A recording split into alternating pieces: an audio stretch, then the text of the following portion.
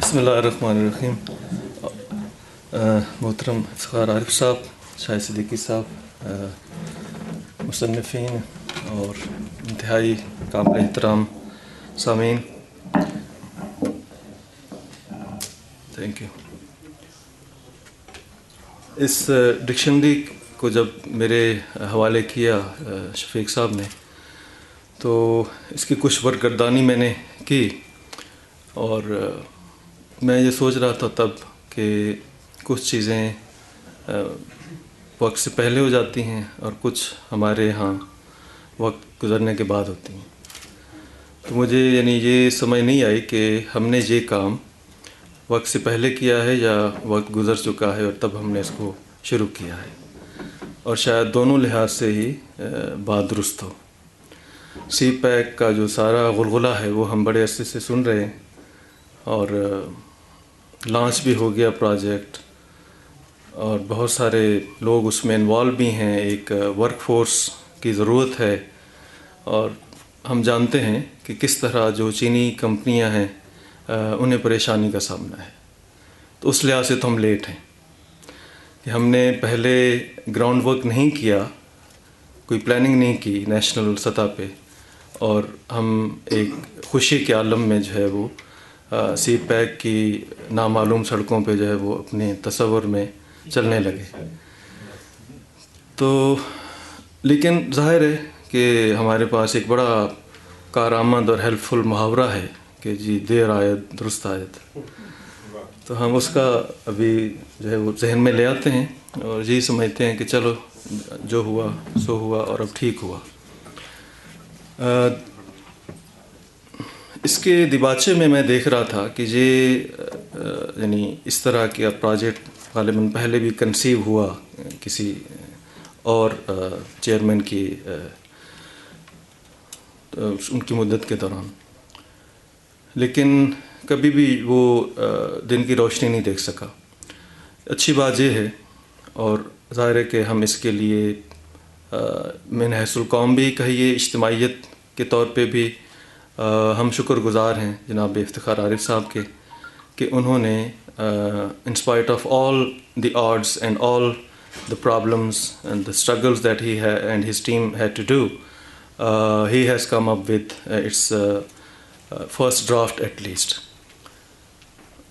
ابھی اس کا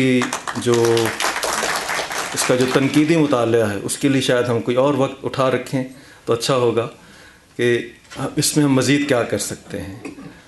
کچھ چیزیں جو ہے وہ فوری طور پہ ذہن میں آتی ہیں ایک کامن ریڈر کے طور پہ جس کو چینی نہیں آتی. مطلب میں نے جب دیکھنا شروع کیا تو مجھے دو چیزوں کا احساس ہوا کہ جو اس کا حصہ ہونا چاہیے. اس کو انشاءاللہ میں گوش گزار پرائیویٹلی رائٹر سے ہی کروں گا, اس کو پبلک کرنے کی ضرورت نہیں ہے. لیکن مجھے یقین ہے کہ یہ جو ابتدا ہے یہ بہت بڑی ہے, اور اس کے لانگ ٹرم ایفیکٹس میں سمجھتا ہوں کہ ہوں گے. اس کو آپ ایک سمارٹ سی ڈکشنری ابتدائیہ سی وہ اس کو نہ سمجھیے. چینی زبان کو جو ہے وہ لوکل کانٹیکس میں لے کے آنا یہ کوئی آسان کام نہیں ہے. دنیا کی میرے خیال میں سب سے زیادہ چیلنجنگ زبان جو ہے وہ ہم جانتے ہیں کہ چائنیز ہے, because of the number of character, because of lack of alphabet and the sound differences that we have. بہت سارے ساؤنڈز ان کے ہمارے ہاں ہے ہی نہیں. تو جس طرح اردو ہم جانتے ہیں, اور آپ مجھ سے بہتر جانتے ہیں کہ جس طرح بنائی گئی, کنسٹرکٹ کی گئی, اور اس میں بہت ساری دنیا کے جو آوازیں ہیں ان کو کانسوننٹس میں اور اس میں ڈھال دیا گیا, جیسے چے کی آواز ہے یا قاف کی آواز ہے یا خے کی آواز ہے اینڈ سو آن. تو ہم اسی لیے بڑی آسانی سے اردو پنجابی بولنے والے باقی ساری زبانیں سیکھ لیتے ہیں. لیکن یہ ایک نیا چیلنج ہے, کیونکہ چائنیز میں ابھی بھی کچھ ایسے صوتیات ہیں جو ہمارا جو باکس ہے ساؤنڈ باکس اس میں وہ فٹ نہیں ہوتی. تو ضرورت اس امر کی ہے کہ ان کو بھی کسی طرح ڈاکومنٹ کیا جائے, اس پہ ریسرچ کی جائے. اس کے لیے جو ماڈرن اکوپمنٹ اویلیبل ہے دنیا میں اس کو یہاں پہ لایا جائے, جہاں پہ ہماری جو لیبارٹریز ہیں. اور اس سلسلے میں ظاہر ہے کہ national university of modern languages کی ذمہ داری سب سے زیادہ ہے کہ as a national university of languages it must come forward with some solutions in this regard. تو اس میں ظاہر ہے کہ میں بطور ڈین لینگویجز جو کر سکتا ہوں وہ ہم سوچتے بھی رہتے ہیں اور کرنے کی کوشش بھی کرتے رہتے ہیں، لیکن بعض اوقات احساس یہ ہوتا ہے کہ جب تک آپ سب سے اوپر نہ ہوں تو آپ بڑے کام نہیں کر سکتے.